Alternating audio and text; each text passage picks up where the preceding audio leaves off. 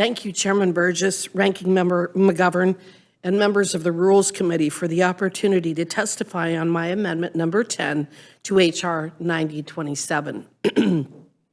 My amendment would block the Animal Plant Health Inspection Service, an agency of the Department of Agriculture, from enforcing its rule titled Use of Electronic Identification Ear Tags as Official Identification in Cattle and Bison.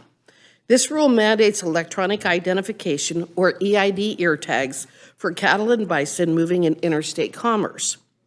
This rule is a solution in search of a problem and raises a myriad of concerns, especially for small and independent ranchers, the folks I serve as the lone representative from the state of Wyoming.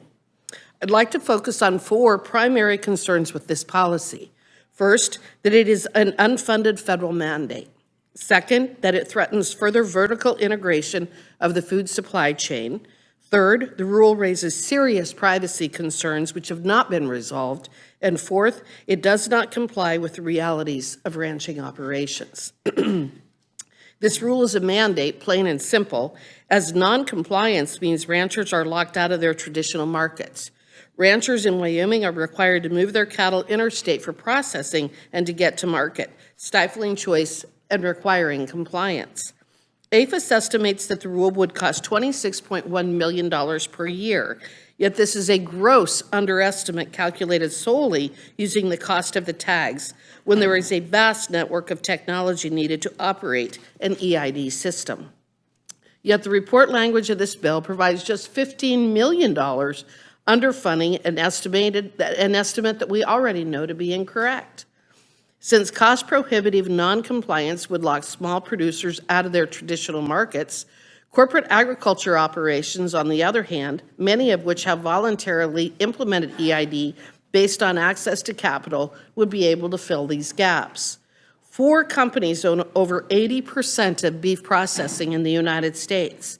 Alongside corporate retailers, there is an attempt to control the food supply chain from hoof to grocery shelf, and this mandate will further this trend. Government tracking of livestock and the data retention requirements in the rule raise serious privacy concerns. During the comment period of the proposed rule, producers raised these concerns and talked about them. In the final rule, however, APHIS was not able to give a definitive answer that rancher and herd data would be protected, only stating its belief that it would be covered. For such a radical change to doing business, the inability to give a concrete answer is more than worrisome.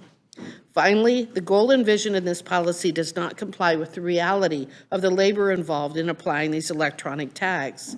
Since it applies to cattle and bison over 18 months of age, tagging livestock after birth means putting livestock through chutes and using other techniques which are not common practices or cost-effective for small ranching operations, or on those that are required to use common allotments like we have in Wyoming. Last year, when I offered a similar amendment, the Intertribal Buffalo Council sent a letter in support, raising concern with how the rule doesn't align with tribal buffalo management. First, tribes manage buffalo as wildlife, not livestock, meaning they do not have roundups or the chutes necessary to tag bison. Tribes also largely move bison interstate to other reservations for the purpose of strengthening gene pools and adding genetic diversity to other herds. Yet they would be forced into this mandated disease traceability system designed for the food industry. I will close by saying once again that this is a solution in search of a problem. America already has an animal disease traceability system that the USDA put in place in 2013, and we already produce the highest quality meat in the world. There is no reason to upend this system now. And in fact, all we need to do is to look at what happened in Ireland. In early 2022, Ireland adopted a mandatory EID, and by August of 2023, they ordered the slaughter of over 41,000 head of cattle. Not because of a disease outbreak, but because of blaming livestock producers for global warming or so-called climate change. Thank you again, Chairman Burgess and Ranking Member McGovern, and I look forward to answering any questions you might have.